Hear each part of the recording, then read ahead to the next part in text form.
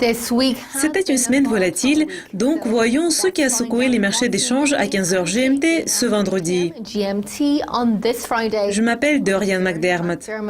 Le câble est le mouveur de la journée et il est chuté de 0,74%. Le taux a reculé pendant la plupart de la journée après avoir gagné un peu de terrain au début de la session. Le billet vert continue à suivre une tendance haussière et il est au sommet du tableau des gagnants et des perdants. L'inflation de base du Canada a progressé jusqu'à son plus haut niveau en plus de 2 ans et le UR est près du sommet de la liste, se dressant 0,13% plus haut que la devise refuge, le yen japonais. Aujourd'hui, les Néo-Zélandais votent aux élections et le kiwi s'établit une fraction plus haut que le ZI, qui est la devise la plus baissière des 3 devises des matières premières. L'euro s'établit un peu plus haut que le Suissi et les deux majeurs ont une journée à tendance baissière.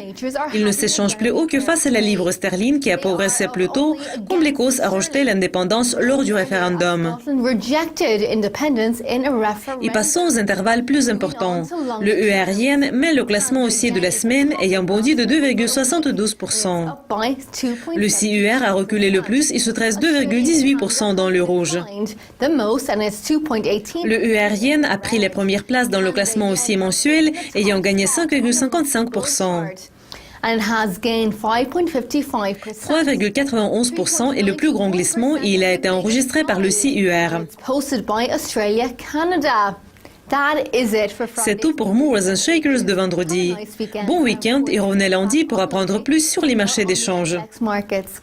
Au revoir.